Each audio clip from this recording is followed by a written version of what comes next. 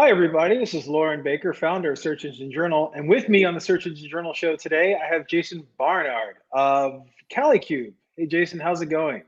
Hi, Loren. It's going very well. Thank you very much. And thank you for having me.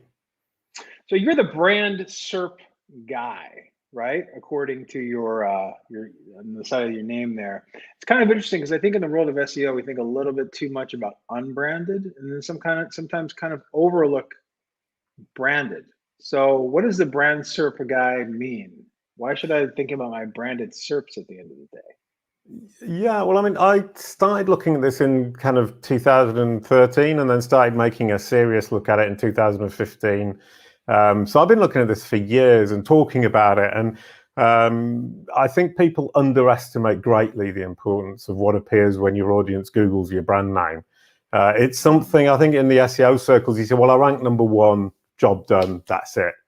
Because SEO traditionally is, I want to rank #1 to get the traffic.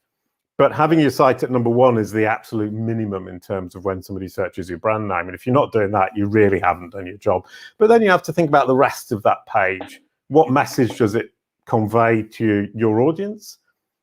Is it positive? Is it accurate? Is it convincing? And the answer 95% of the time is it isn't. And 99.9% it could be better. So I'm encouraging brands to take that very seriously and look at it because it's your Google business card, let's say. All the people searching your brand name are your bottom of funnel, post funnel, client people, prospects and clients. Incredibly important to your business. What they see is phenomenally important, but it's also a reflection of Google's opinion of the world's opinion of you. And that's a really useful thing to see, to understand how Google perceives the world's perception of you, as it were. Incredibly good insights into kind of what your digital ecosystem looks like. Well, you bring up some good points too, because branded search is going to be influenced by everything a brand does, right? Yeah. Brand is a television campaign. Of course, at the end of the campaign, they're going to say, go to yada, yada, yada.com/yada, yada, yada. But no one remembers that. They just remember the brand name, if they do, right? Or they just type in the .com. But now with Apple and Siri and everything else, when you even go to type in a URL, it's going to bypass Google or maybe take you to a branded result with Google, right? So outdoor advertising, television advertising, radio, any kind of news cycle is just going to lead to a branded search at the end of the day. And besides the #1 listing, which most brands should have, not all do, but what other opportunities are there from a real estate perspective on the front page for a brand, and how can we make that beneficial? Right. Well, the #1 thing that a lot of brands miss is the rich site links right underneath the homepage, is getting those rich site links with the blue links and the description, the little snippets. 55% of brands have them, 45% don't. That's nuts. And as soon as you see that your brand doesn't have them, not only does it show you that your audience is not getting a great user experience, because the idea of those rich site links is that your audience, who are a subset of Google's users who are searching for your brand name, can then click through to the login page, to the blog page, to the About Us page, to the employment page, whatever it might be. And Google is trying to give them that direct access so they don't have to go through the homepage. Now, if you don't have them, it's a sign that Google doesn't understand your site properly. And that's a fundamental SEO issue. If it hasn't understood your site well enough to give you those site links that it really wants to give you if it can, you have a site structure issue. So what I've been doing as well is looking at brand SERPs to kind of analyze major SEO issues like that. That's just one example. Another one that I love is just below that, you would tend to get Twitter boxes. If you're tweeting like mad and you don't have Twitter boxes on your brand SERP, it means that Google doesn't see that your audience is engaging. It doesn't see them as valuable, because what it presents on your brand SERP is what it thinks is going to be valuable, helpful to your audience. So if you're tweeting and you don't have the Twitter boxes, it means that Google doesn't see that as being valuable and helpful to your audience, which implies that your Twitter strategy is misfiring. Then you can look at video boxes. Once again, if you're investing in video, but Google isn't showing that video on your brand SERP, it implies that Google doesn't see them as being important, helpful, and valuable to your audience, which means either the videos are not very good, or Google is simply not seeing that engagement. It doesn't understand that your audience are actually using and enjoying these videos. So either way, either you need to boost up your video strategy, or think about how your users engaging on what platforms. Is it truly relevant? So all of these are great insights into what you're doing right and wrong in your content strategy in the wider sense. It's really interesting because that goes beyond, I mean, getting your website in order and your navigation in order so the site links can be picked up properly. That's an SEO usability thing. But what you, in terms of, Twitter engagement and video engagement, that goes beyond traditional SEO, right? Because it sounds like to me, like from an SEO perspective, I'm thinking, well, let's make sure our schema is set up the same as, so Google knows that this Twitter account is verified to be part of this site. Let's make sure our YouTube is there. If we're on Wiki, let's make sure our Wiki. Let's sync all of that ownership data, everything else. But you're saying that Google's actually looking at the audience engagement that's happening around your social profiles or the videos you're putting out there. And if you're not getting organic engagement at the end of the day, that could impede upon the ability for your Twitter boxes or your video boxes to show up for branded search. That's an opportunity if it's not there. Yeah. I mean, I'm increasingly saying, and I like your analysis of it or your way of stating it, but what I'm saying to people is start building your digital strategy from the brand SERP outwards. Right. Look at your brand SERP, say, what do I see? What did I expect to see? Usually not the same thing. What do I want to see? And when you think that through, first of all, you start to understand your audience, because you say, what do I want to see? But actually, what do my audience need to see? What would be helpful to my audience? Right. And that immediately gets you looking not in such a self-centered manner, non-realistic, I was saying it in French, I do apologize, which is looking at your own belly button. In French, we say, if you're obsessed by yourself, you're looking at your own belly button. And so it forces you to take that alternative perspective, the perspective of your audience, which is the one you should be having anyway. And then it also allows you to analyze very quickly what's right and what's wrong with your content strategy, but also with your ecosystem more generally. For example, if a relatively negative review site is ranking quite high, ask yourself why that one's ranking when the one that you're really working on pushing those great reviews to isn't ranking. You're maybe focusing on the wrong review platforms. So your brand SERP gives you this incredible overview of how well Google understands who you are, what you do, and who your audience is. Gives you an overview of what Google thinks your audience wants to see. Gives you an overview of how good or bad your content strategy is, vertical by vertical. And it gives you an overview of your ecosystem and your online reputation, which then feeds through into EAT, and then you open a big kettle of fish. I mean, from my perspective, I started looking at brand SERPs in 2015. I thought this will take me a couple of months, like most people do, I think. I can sort this out, no problem at all. 6.5 years later, I'm still digging down, and every day I find something new. Every day I find something I didn't see previously, and every day I find something that helps me as a marketer. So I honestly think if people aren't looking at their brand SERPs, they are missing a very, very big chunk of their digital strategy and an opportunity to improve it. Well, you bring up a couple of really good points. One is that as the company owner or marketer, you may expect something different than your audience does, right? Yeah. Looking at the brand SERP. I've gotten so many requests over the years. This shouldn't be here. How come when I search Google for a company name, or how come when I search Google for this shows up instead? Yada, yada, yada. And then also you bring up things like reviews, right? So, branded search goes outside of just searching for your brand name. It goes into searching for brand name plus reviews. Can I trust brand name? Is brand name reputable, right? Does brand name rip people off? Also, not just the name of your brand, but the name of your products, right? Yeah. So that all goes into branded at the end of the day too. So would you say, like, I don't want to go too far down this rabbit hole, but first of all, do you consider like branded products names? Automobile industry, for example, right? You have Ford, and then you have the Ford Bronco, the Mustang, and then various other cars named after horses, like the Pinto and everything else, right? Or not the Fiesta though, aye. No, not the Fiesta. Oh, the transit van, which is the one I used to drive around in the 90s. Was it a white van? Definitely. When you were a musician in the 90s, you drive around in a white transit van because it's the cheapest one you can get. There you go. So, but do you also really look into that in terms of how important is looking at specific branded product names in addition to your company name? Right. Well, the brand plus reviews is something I do track and I do look at. But in fact, those review platforms will be in your brand SERP. They'll just be down on page 5 or 6 a lot of the time. So in fact, you can just look. And I do advise companies, don't just focus on that first page, because if you look on page 2, page 3, page 4, page 5, page 6, you see a really deep analysis of your content strategy, your digital ecosystem, and your reputation in Google's eyes.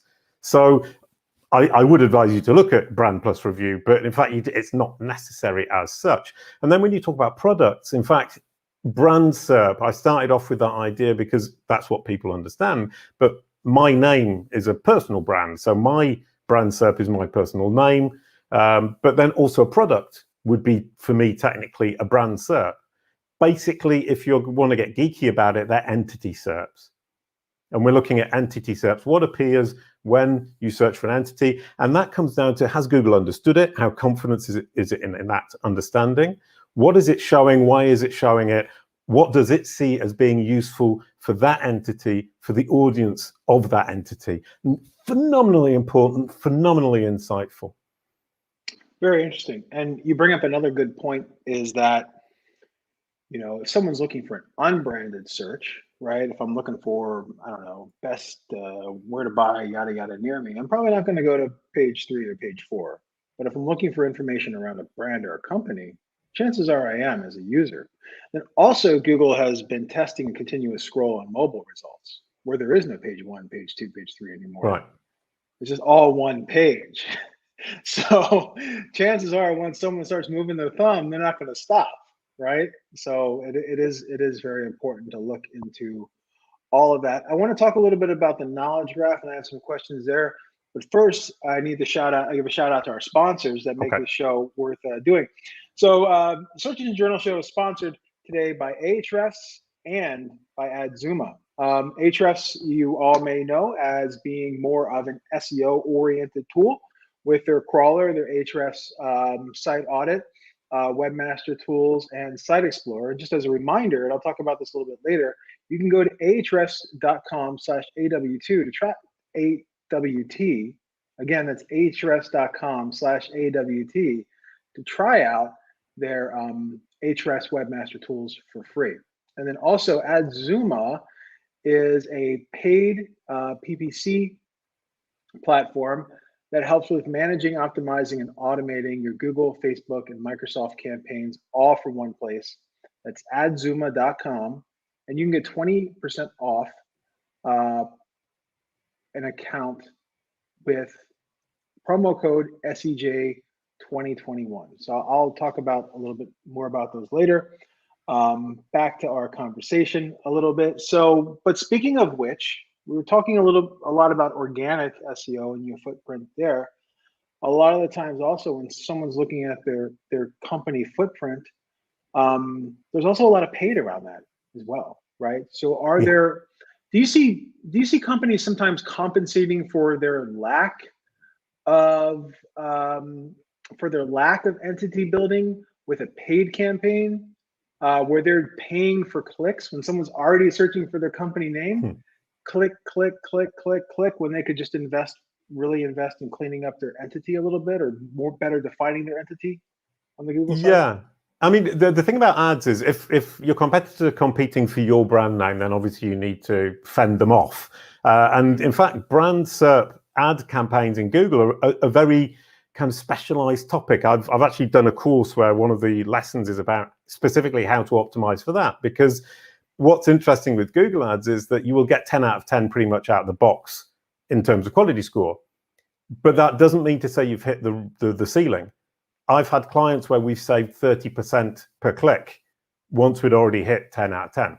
So the strategies you need to put in place there is basically you need to make your campaign so incredibly well optimized that the cost per click for your competitors becomes so expensive that they have to jump off your SERP. They have to give up because it's simply not worth their while. And then that's the competing side. And other idea is what you were talking about, is when people think, or a brand thinks, my brand SERP isn't good enough. They then buy the ad at the top. That gives them pretty much all of the above the fold on the desktop that they then control through the Google ads with the rich site links, and then their website with the rich site links. That's pretty much all of the above the fold. And as you say, that's a nice sticky plaster you can put on. But at the end of the day, you should really be looking at that SERP and thinking, what content do I want to show on that SERP and how can I get it there? And some of that, which is kind of ironic, is doing SEO for others. So you actually end up doing SEO for others to promote pages on page 2 or content on page 2 and push it up onto page 1 to replace the content. I call that leapfrogging. And it's lovely because as an SEO expert, all of this is really simple SEO. And you can do SEO for others just like you can do SEO for yourself, which is something I think a lot of people don't really think about, but is actually very valuable. That is interesting. I do a lot of that from a link acquisition perspective too. If I can get a really good link from a really good site, or a good site, or a site that's mediocre and can be better, I will take the time to help that site owner make their site better. Therefore, my link is worth more at the end of the day for my client. So absolutely the same. And I'm helping the other site owner to help myself, but it helps them too. It gets onto my brand SERP, makes me look better. I mean, search engine journal ranks on my brand SERP, and I'm terribly delighted about that. It's incredibly powerful as a website. My profile page will tend to rank very well. I don't need to help you. But then if I see somebody who's written an article about me who doesn't know so much about SEO, I can go in and help them and try to get that article if I think that article is going to be valuable and helpful to my audience, or more so than something that's already on that page. So maybe you don't need to help us, but there's always ways that we can make our entity better, right? Yeah. And then, you had used me as an example about a month and a half ago when you do a query for my name in Google.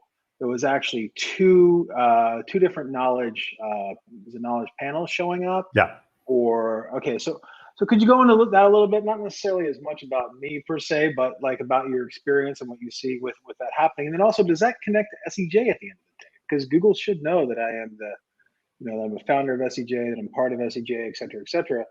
With me being an important part of this mix, does my knowledge graph and my entity presence being screwed up hurt SEJ at the end of the day? Right. Well, what you were talking about, I'm doing a series called Daily Brand SERP, and every day I analyze one brand SERP, and it's about a minute to a minute and a half. I just go through things that occur to me, things I think are interesting, things that might be helpful. So if you're out there on YouTube, follow that, or I tweet it out as well. The idea is to give an overview of what brand SERPs are about in really tiny bite-sized chunks. And what I've now learned is that's the best way for me to inform people, help people understand how brand SERPs work and how they can potentially improve them. And the knowledge panel is a phenomenally interesting part of the brand SERP. It's a subsection of what I do, but it's an incredibly interesting and important subsection because, as you said, it's about the fundamental understanding that Google has of the entity.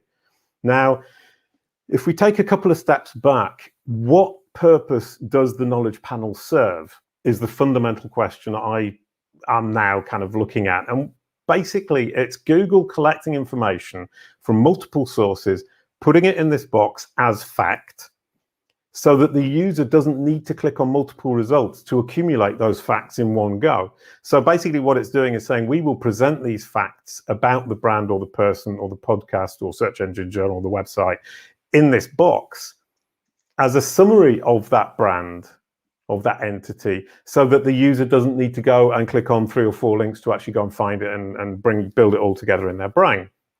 Once you've understood that, You've understood where it's coming from, and you know that that knowledge panel is made up of multiple sources. Once you've known that, you know that the entire thing is about gaining as much control over the sources that Google uses for the knowledge panel so that you can control what's in the knowledge panel, or at least heavily influence it. And that brings me on to kind of my favorite topic at the moment is, and I love this because it turns the whole thing on its head. Google is a child. Google is a child that really wants to understand. And our job is to educate it. And basically, if Google is misunderstood, it isn't that Google's stupid. Just like when a child doesn't understand, it doesn't mean the child is stupid. It means it hasn't got the information in a format it can correctly understand. And if it has understood it, it isn't confident in that understanding.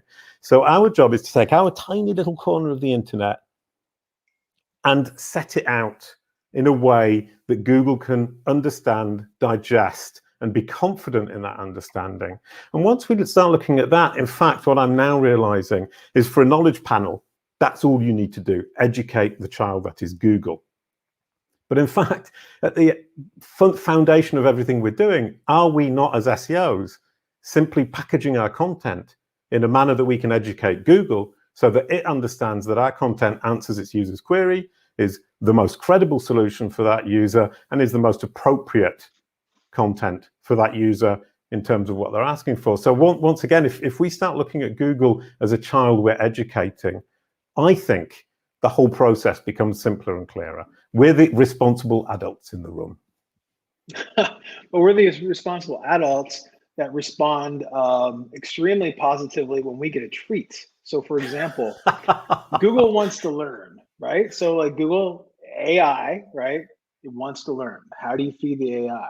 Do you feed it by writing and multiple different random forms of writing an article, or do you feed it by specifically writing for feature snippets, right? So Google had a hard time figuring out what content should be shown in results on top of the results. But Google knows that, or its parents know, I guess, that if you write very simply in a scannable manner, hey, here's the question, here's the point, here are the bullet points that back it up. Here's another question, here's a point, here are the bullet points that back it up. If you write that way, suddenly now you're ranking in position 0, a brand new thing, right? So suddenly everyone starts writing that way because they want to rank in position 0. Same thing with linking, right? So when Google launched, it was the first major search engine to utilize links as a quality metric.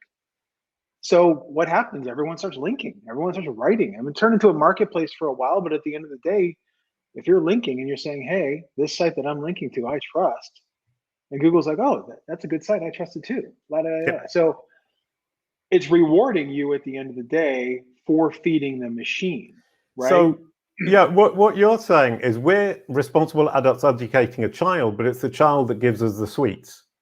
Exactly. That's exactly what I'm saying. How delightful. Yeah, no, 100%. And the thing about knowledge panels, I mean, if we come back to that, which is kind of what's really important, is that this child, Google, is looking for the most authoritative source. The most authoritative source about you is you. So it's actually looking for you to provide this information. And John Mueller talks about reconciliation. And I'll explain that. And it's a really simple concept. I talk about entity homes. And John Mueller is saying basically that I'm on the right track and this is a good way of approaching it.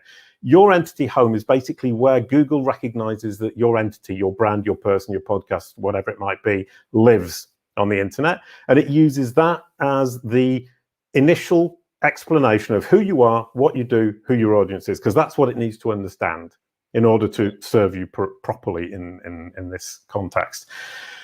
Now, once it's got that, and you point out to corroborative sources that reiterate that. Now, if we come back to the child, what we have is the parent has explained to the child the fact, whatever it might be.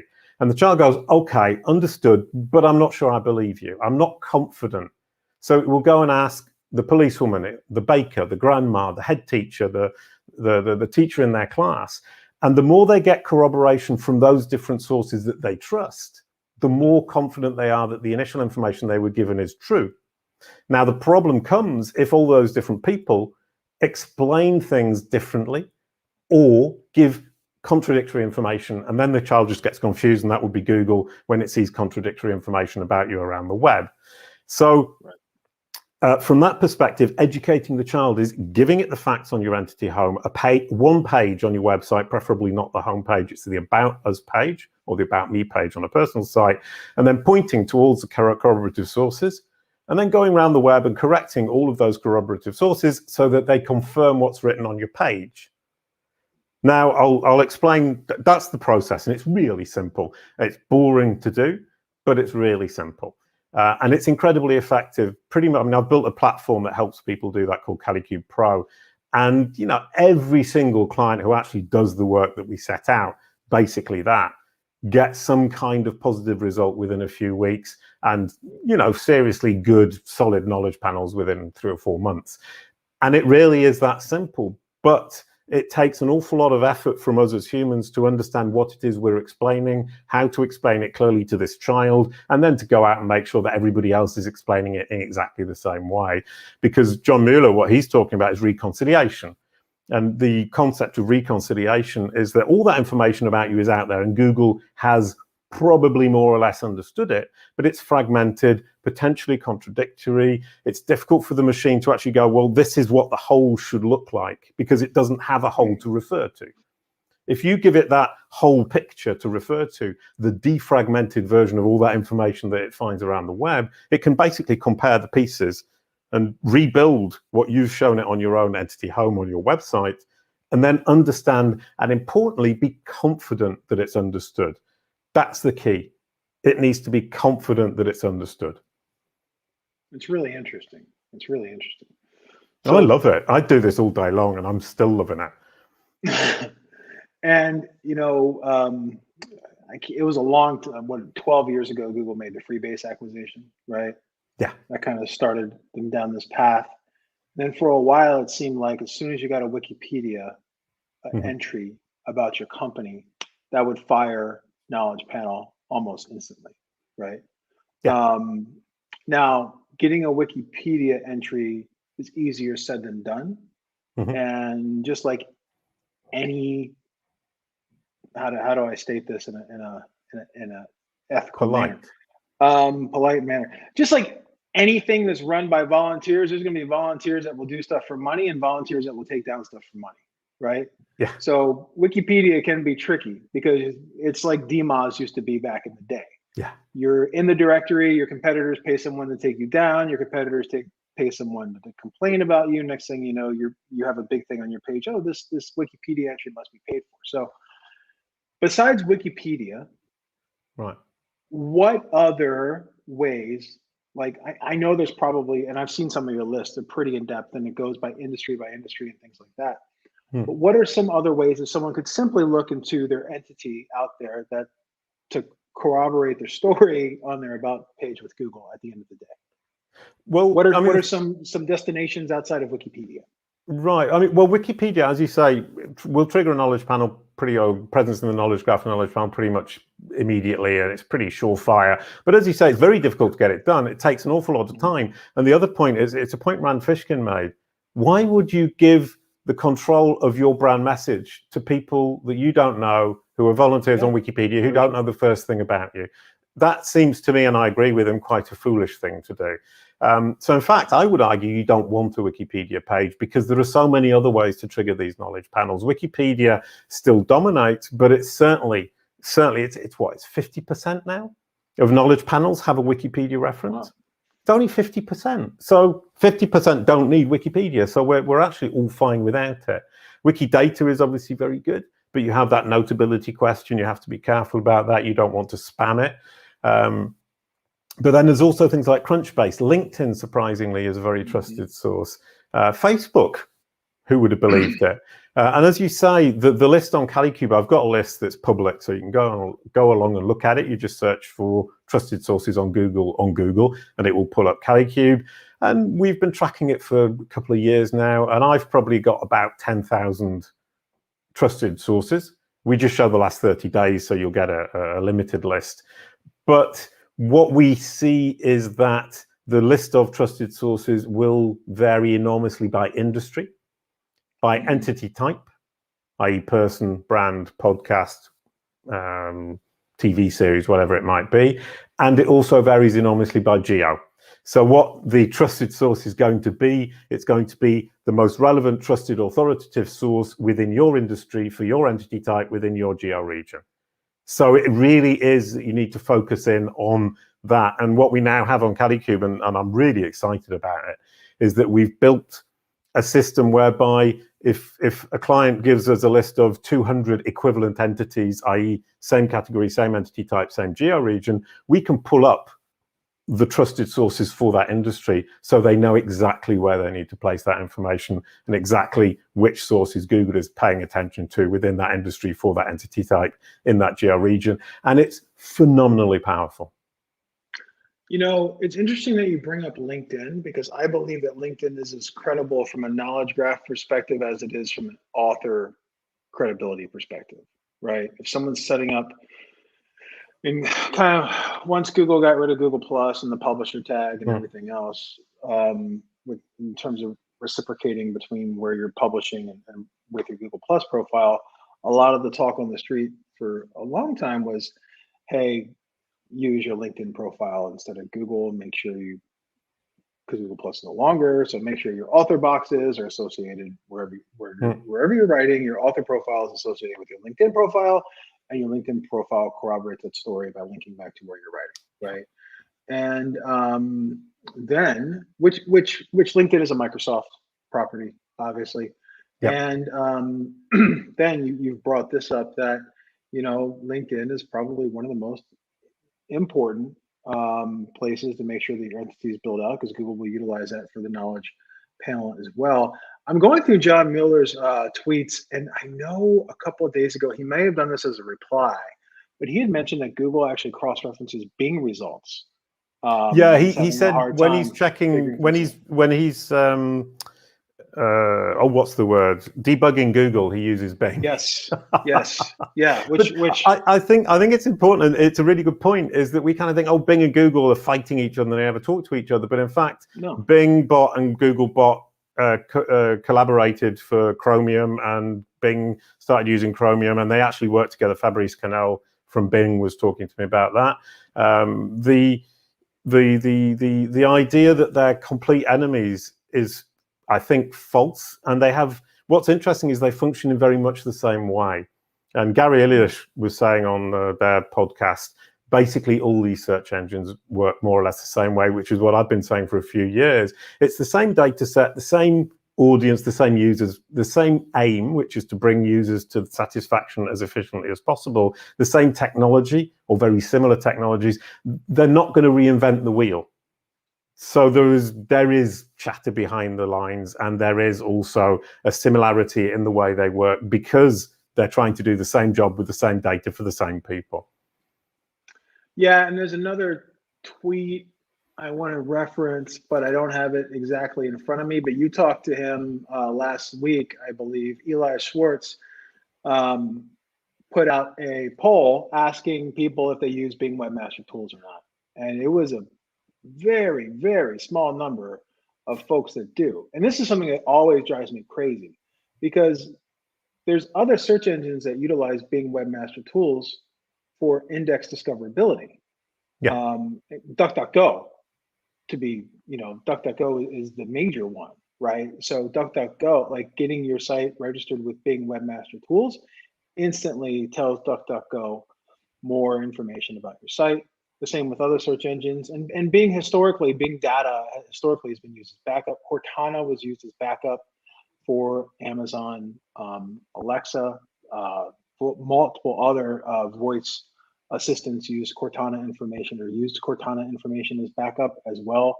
So just thinking that, hey, this search engine only has 15%, 20%, 10% market share, depending upon the industry, does not mean it's not important at the end of the day, right? Plus, Webmaster Tools at Bing also can do a very good job of helping you out with your site in ways that some SEO tools do as well.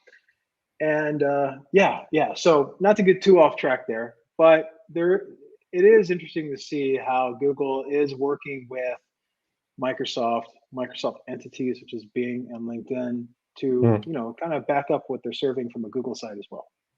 Sure. Yeah, I mean, I agree 100%. I mean, I did the series of interviews with the Bing team leads that I published on Search Engine Journal, Fabrice Canel, Frédéric Dubout, Nathan Chalmers, Ali Alvi, and Minaz Merchant. I'm terribly pleased I can remember their names 2.5 great years pronunciation later. as well, by the way. Oh, that's French. But in fact, they shared so much information about me a couple of years ago, and it turns out it's all terribly applicable to what we're trying to do with Google as well. So understanding how Bing works also helps us understand how Google works. Understanding what Bing Webmaster Tools is showing us helps us to debug our sites, helps us to get discovered more. Why wouldn't you? And the answer is you should, but you probably aren't.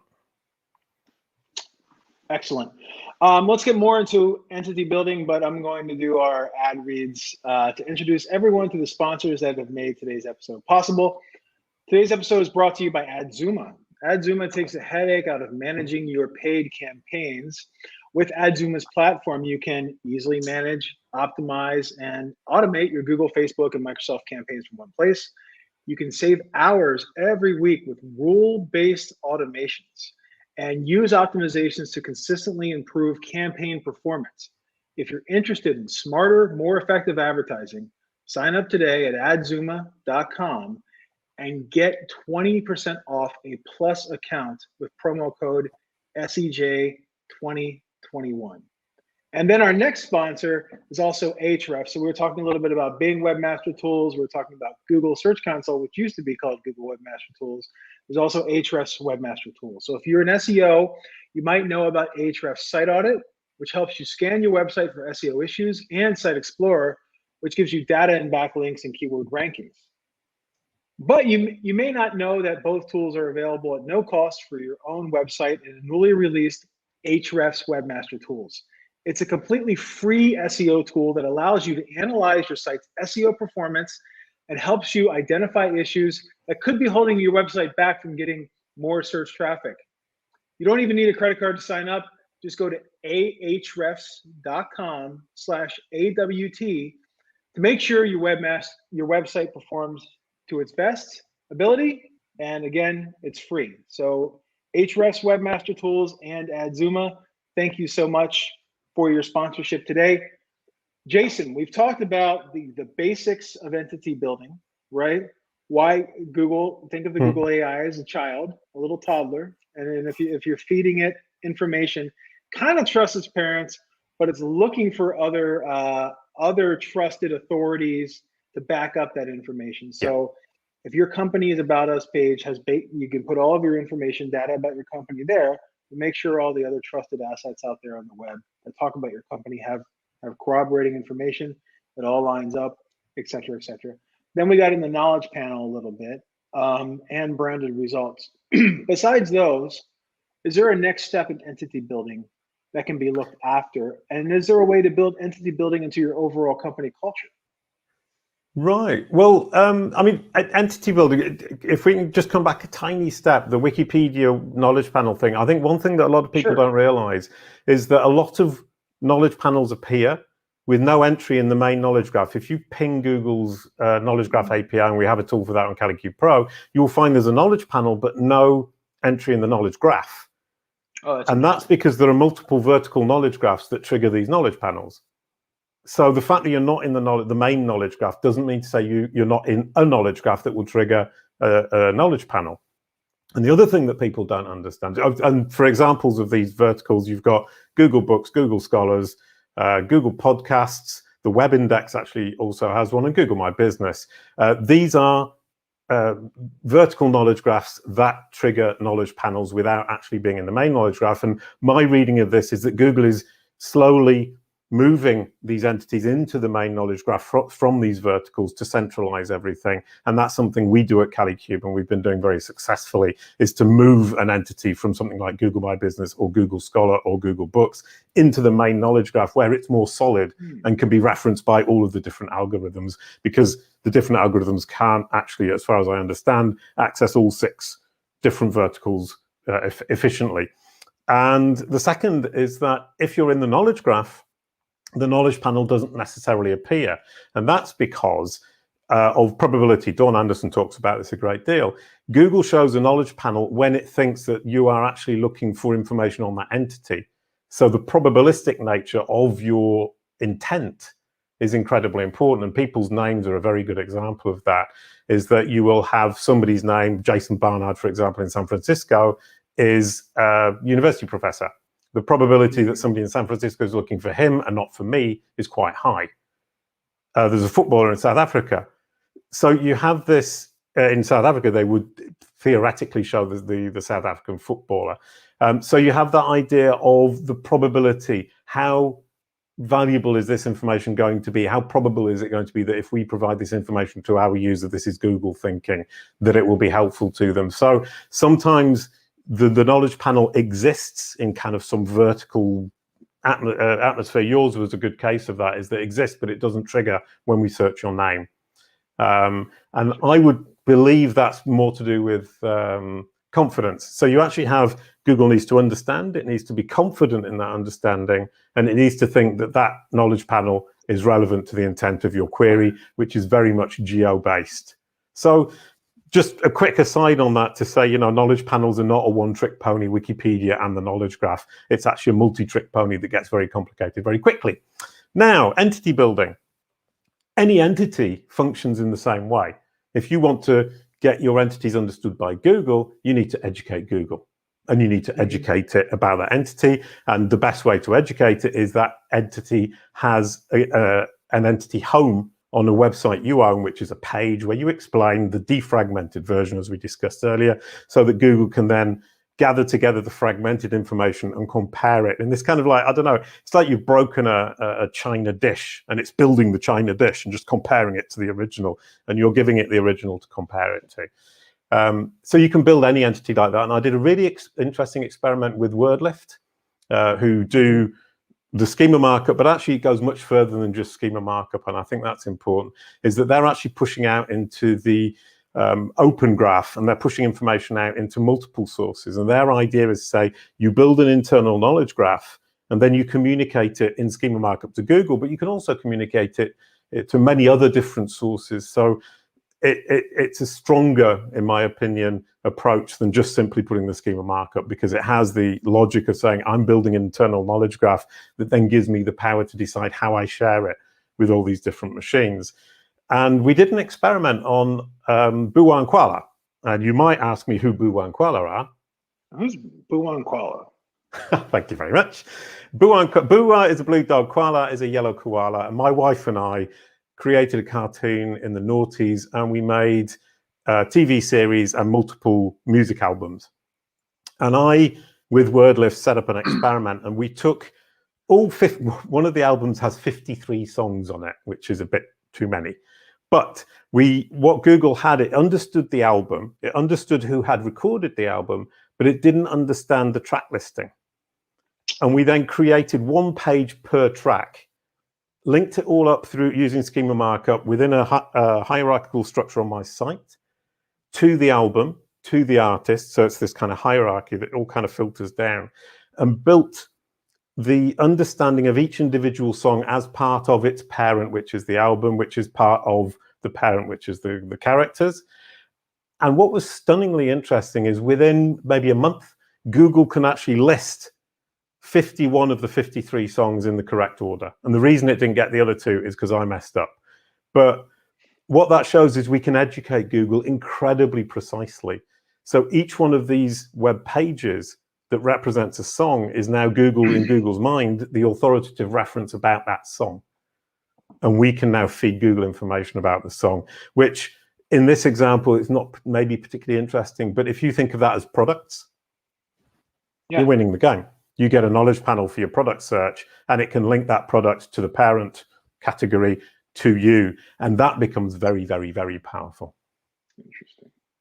And the other thing, interestingly enough, is when we did that, Google has a confidence score in the knowledge graph, which indicates how confident it is that the entity, the entity it's showing you is represented by the string that you have entered. And when we did that, basically building these tiny building blocks and then linking them up to the parent entity increased the confidence score threefold. like that. So building up understanding of each individual child, in this sense, child of this entity, has built up Google's understanding and confidence in that understanding phenomenally quickly and phenomenally strongly. And I love it. I love this too, because it sounds like to me, we're not only boosting and communicating what we are on the front end, but we're kind of building, I don't know, a mirrored image of our company and ourselves in this other parallel dimension, right? Yeah. That is Google, right? So the more we can do that, like the more, like a lot of that stuff, you know, the breadcrumbing, the schema, all of the markup stuff that's on the front end that we're communicating, right, is one thing. The content, the findable stuff, what's an image search, et cetera, et cetera. But if you can build up this parallel dimension of all of that information that Google can also instantly feed, and not just feed and read, but it has in its archives about how your company has grown, or your company has grown and changed over the years, right? Maybe there's a point in time where the company pivots, and it used to be, or maybe the domain entity pivots, right? So it used to be maybe about X, about office furniture, and then somewhere down the line, okay, let's take away.com, for example. So away used to be about more so about luggage, and then they made a pivot into something else I can't remember. So there's probably a certain point in time where that specific example should stop ranking for what it used to be, right, and start ranking for what it is.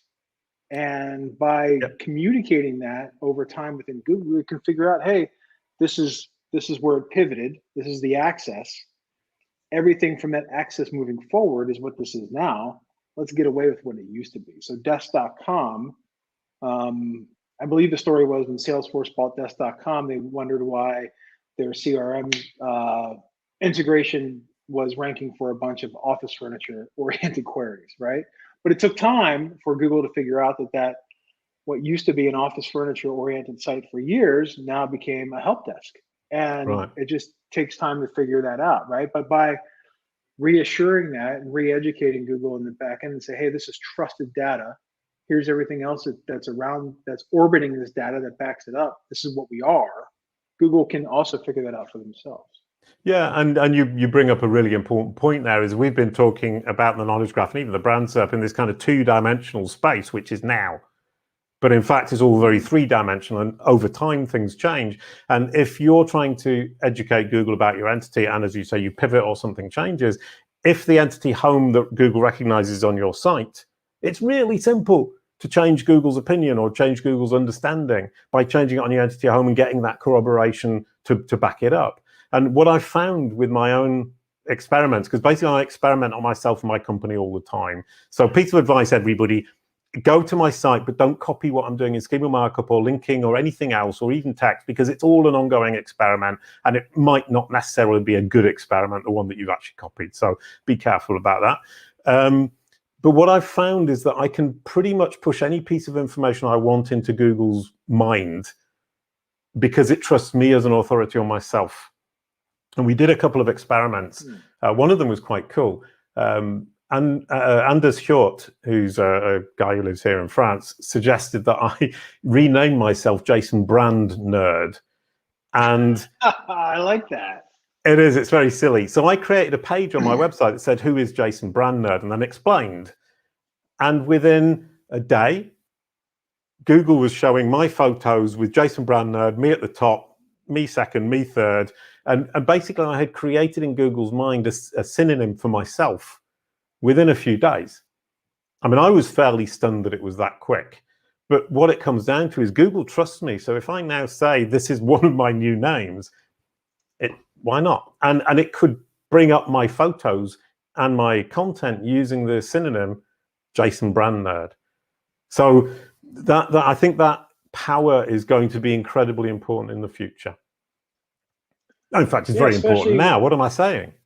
Yeah, especially at the launch of a new product line, launching a new product, rebranding. Everyone seems to be rebranding right now. by the way. I don't know what's going on, but it's a great time to own a development and branding company because everyone seems to be rebranding. So yeah, I've hit the jackpot then. Brilliant. Because Dave Davis from Beanstalk actually used Kalicube to rebrand his company a few months ago.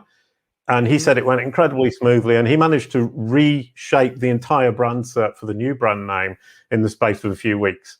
And I think that's incredibly important, and it's no longer necessary for you to spend a lot of time doing it if Google's already understood the original entity, because all you're then doing is changing the label that that entity uses. Yeah, I love that, especially if it's definitely a brand name change, a URL change, everything. I remember reading that. What's the name of their new brand? I can't. Well, in fact, he then switched it back 6 months later because all his clients said they preferred Beanstalk, so it's now Beanstalk again. But it's a lovely story, and I like the fact that he took my courses, which I love because Dave Davis is such an incredibly smart SEO. But he actually took my courses to figure out how to do this, and said it was really valuable and it was really helpful, which makes me terribly proud and pleased with myself. But what was nice is that a seasoned SEO, Dave Davis, you don't get much smarter than that, actually realizes that this is a niche within the SEO industry, but a niche where the techniques that you use might be the same as the ones you would use for SEO, but the order of priority is very different. And the mistakes that you can potentially make are things that you will never have seen before because it's a very specific area of work. So kind of from my perspective, what I'm trying to push out to people is, yes, it is SEO, but it isn't the SEO you've known up until now. It's the same techniques and tactics maybe, but the strategy needs to be built very differently. So will the results, right? It's not necessarily, hey, change this, you might rank better for this bucket of terms, et cetera, et cetera, et cetera. We have some questions that came in. One interesting question from Avinash. Avinash writes, his client's knowledge panel / knowledge graph maybe is doing quite well in Bing, but not in Google. Is there any reason why maybe Google hasn't picked it up? Bing's smarter. Sorry. But actually, Bing is very, very, very, very good. And I think what Bing is doing is it brings information together and seems to be able to make decisions about fact much more easily than Google. It doesn't have that requirement of the entity home quite so much as Google does. So what I would suggest is look at the sources that Bing are citing. Look at the results. I mean, here we go. If you're not John Mueller, obviously, but you can debug Google Knowledge Graph, Knowledge Panel by looking at the results in Bing, because Bing's obviously got a grip on it quicker. So if you look at where Bing's looking, Google is probably looking in the same places, but Google's just a bit confused. So basically the entity home is the fundamental single thing that you have to get right. Once you've got that, you can build out from there, and you can build that understanding, you can build the confidence in that understanding. And if you look at Bing, you'll probably be seeing some great sources and resources that Google is using but hasn't made sense of yet. So that's a great question. Love it. It's given me some brilliant ideas for Kalicube, which I will now geek over the weekend for. It's fantastic. It's fantastic. Yeah, I like looking at the big picture as well. Quite important. So, Jason, sorry, really quickly about the entity home. I'm sorry to interrupt you, Loren. I do apologize. For the entity home, John Mueller actually said, for the reconciliation idea, the entity home, you can potentially choose a social profile. I would advise against that. I'm not saying John's wrong. I'm saying that it's, once again, like Wikipedia, something you don't control. They could close your account. What do you do if Twitter closes your account? You lose your entity home, and your influence over Google is lost. So you really want to make sure that entity home is on a site that you own, that you have total control over. And as an individual, your entity home might be on your employer's website, or even your company's if you own the company. But what happens when you leave the company? What happens if you sell your company? You really need to have an entity home, which is a domain that you belongs to you as an individual to build your own personal brand and make sure that Google understands you as a person and not as a subset of your company, even though, as you said earlier on, Loren, you as a person can support your company in terms of Google's understanding and confidence in that understanding, and your company can support you. But having two different sites for the entity home doesn't reduce or handicap that in any way. So really think about where you're setting up your entity home before you set it up, because once it's set, it really is set in stone, and it's very, very difficult to change. Excellent. Where can our listeners and viewers go to find more information on building out your company or individual knowledge graph and or entity home settings?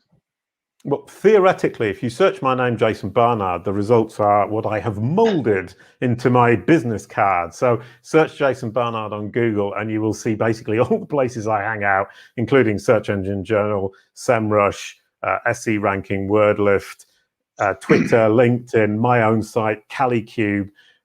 All of these places basically hang out with me wherever you want and find out information about brand SERPs and knowledge panels, because that's all I ever talk about. And I actually did a word count the other day on my brand SERP. The term brand SERP appears, I think it was 27 times on my brand SERP, and knowledge panel appears 17 times. So basically, that's all I ever talk about. If you don't want to talk about that, it's probably better not to connect with me.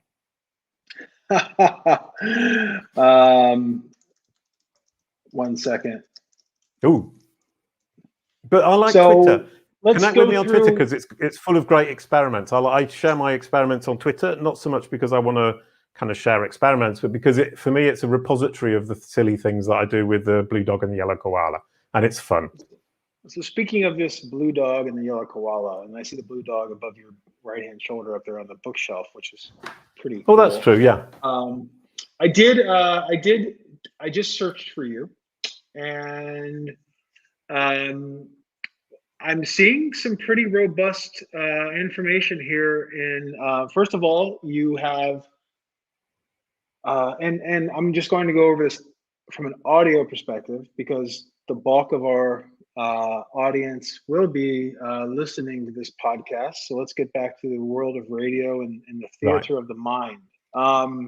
So looking at your branded result in Google, when I search for your name, and I just dropped this into our comments as well, I see on the far left-hand sidebar your avatar, which you typically do not see when you're searching for someone, British musician, and then a table of contents on the left-hand side, overview, listen, videos, songs. So Google knows that you're a musician. They've synced.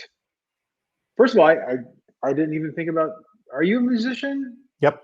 Well, okay. And that's the thing, is that I was a musician in the 90s in a group, and we were quite successful in France and Europe. Then Boowa and Kwala actually recorded multiple music albums.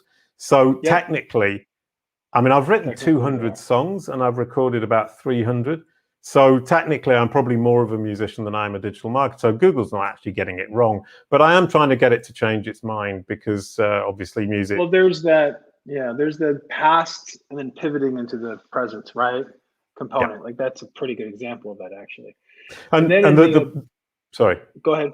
Well, one of the problems there is that the sources that Google has been using traditionally to build the knowledge graph, the human curated sources, to build that foundation, are things like Wikipedia, Wikidata, IMDb, MusicBrainz, Discogs, and it uses Deezer a lot as well. And all of these sources are incredibly trusted by Google.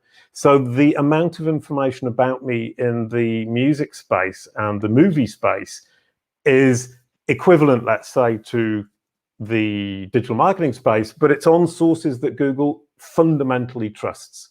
So basically it's saying British musician because it's so confident that that's true. So it's really is this kid who's going, I know he's a British musician, so I'm just going to shout that because I'm absolutely sure. It's like a kid going into the playground and they will shout the thing they're most sure of because they know they're right.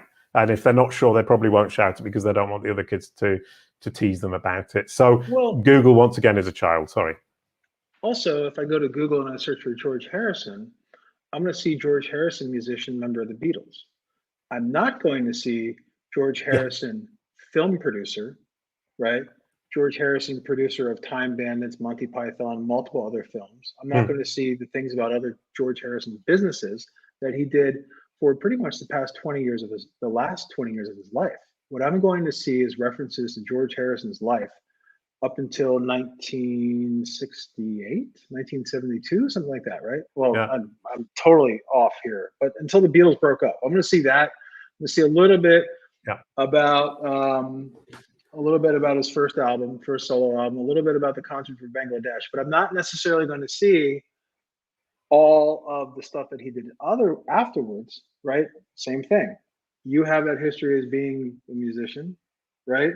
You're building everything up, because on the right side, I see here, Jason Barnard, the Brand SERP Guy, is a digital marketer who specializes in brand SERP optimization and knowledge panel management, yada, yada, yada, the year that you're born. It's referencing your own site, jasonbarnard.com, for your information. So congratulations there. And then underneath it again, it has songs, right? Which is kind of interesting. And then people also search for Kevin Indig, Rand, Yost, Cindy Crumb. So it's really trying to figure it out here based upon where you are and that footprint that you have. Yeah, sorry. I mean, 100%. I keep kind of half interrupting, but the fact that it's citing my own site for the description about myself is very, very, very powerful. That's the ultimate aim of any brand, is that you get to describe yourself in Google's knowledge panel, which is, in inverted commas, fact. And that's where the power comes from, because you're not letting anybody else describe who you are. Google thinks that you're so trustworthy about yourself, so authoritative and trustworthy, and you're not going to lie, that it just shows that information, which is the ultimate aim. And I just want to point out that's taken me 2 years to get there. So it's not something that happens overnight. It really is building up. And if we're talking about authority, we're talking about expertise, authority, and trust. And all of this feeds directly into that. John Mueller is now saying, more or less explicitly, if we can understand who you are, we can apply EAT signals. If we don't understand, there's no way we can do it, which seems incredibly obvious when you actually think about it, that you need to have your entity understood for all of these EAT signals to be applicable to your entity. And the rest of it, if you actually type in who is Jason Barnard, you will see that the attributes, it says initially who my mother is, who my wife is, and when I was born. And if you type in who is, you're showing an intent to find much more about me. And it also adds my university and the music groups I was in. So there's lots of information that's there but isn't shown. So that's also incredibly important, is that there are multiple layers to this. It's like an onion, as Donkey says in Shrek. It also reminds me of when I'm looking at typically a celebrity or politician's Wikipedia page, I tend to scroll through and look at their early life, who their parents were, yada, yada, yada. So you have to find all of that for Google, and they're figuring it out. I love how it has education here, albums, more information about your partner and your parents. Also, one thing I did notice when I just searched for your name, Jason Barnard, that 9 out of the 10 blue link results are digital marketing oriented. And then there's IMDb there, right? So it just feels like from a search intent perspective, it's hitting folks that are looking for you from your digital marketing life. And then the graph is kind of catching up, right? Where they have your past information, this and that. And I did notice you have a bass clef near your name for your Twitter profile. Is there a reason for that? Yeah, well, you mentioned... I'm trying to get you to sing. Oh, right. Well, no, if you mention the blue dog and yellow koala, up here you can see the double bass. This was me I was double bassist in a punk folk band nice. For 10 years. So it was punk folk. This was a blues band called Stanley the Counting Horse. This is the punk folk. This is the blue dog and the yellow koala. And this is Kalicube. But I can sing for you, Loren. I can make up a song for Loren Baker. Because when you come on the show, he will make you share all your secrets with his audience. That was a good song. I'm not even going to attempt singing. Thank you, Jason Barnard, the Brand SERP Nard. Oh, brilliant. Today on the SEJ show, sponsored by Hrefs and Adzuma. So thank you, Jason. It's been a real pleasure. It's been an absolute pleasure. And I have to say, I'm sorry I interrupted your song halfway through, but that was a brilliant song. Thank you. That's the first time I think I've ever sung on the air in a public we're going to get that at all, outside of the shower.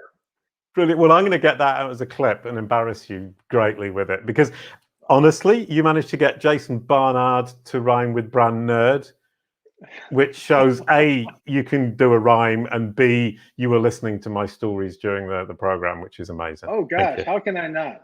One of my favorite things about doing this podcast is listening to stories and learning, right? Because, we all don't know everything, right? We try to, but in the world of SEO, there's no way that you can learn everything and stay on top of everything. It's just impossible.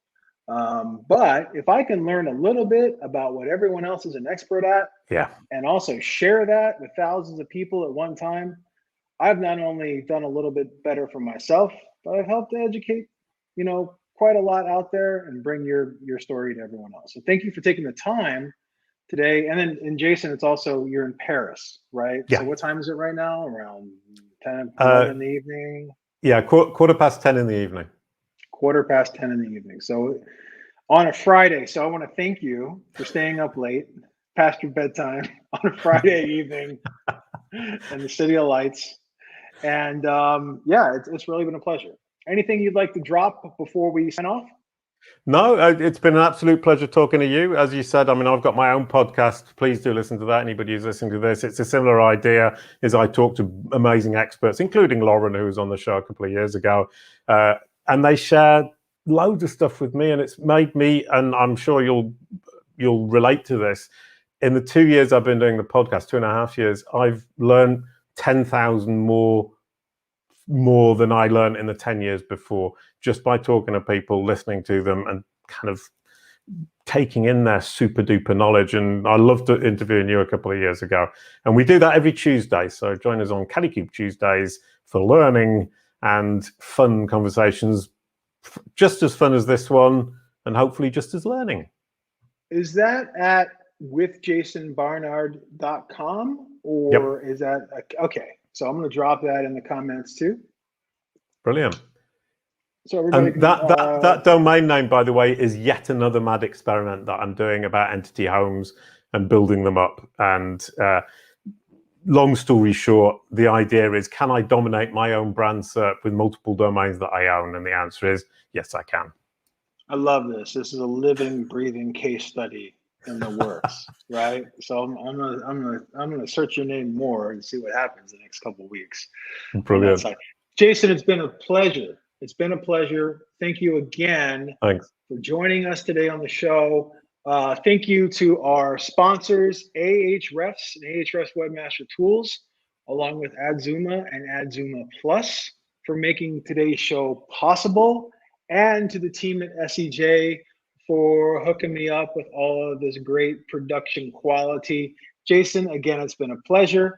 Thanks a lot, to see you around. Maybe once things we start meeting people in person again, we'll be able to. So for everyone that's tuned in today and all listeners, anything you'd like to say before we sign off?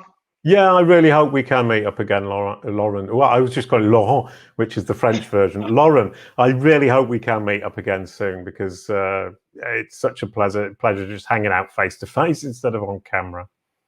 We'll do it. It's in my plans to hit Nice next summer, hopefully, or maybe towards the early summer. So if that's the case, I'll let you know. Maybe you can take a train ride down, and we'll enjoy ourselves on the English. What is it? The English promenade? Is that what they call it? The Côte d'Anglais. The Promenade des Anglais. I'll definitely come down because it is apparently nice in Nice. Yes, it is. I couldn't resist. All right. Thank you, everybody that's still around, and thank you, Jason. Have a good one. Bye, man. Thank you for joining us this week on the Search Engine Journal Show. If you liked this episode, subscribe to our channel for so much more, and click the notification bell so you don't miss a thing.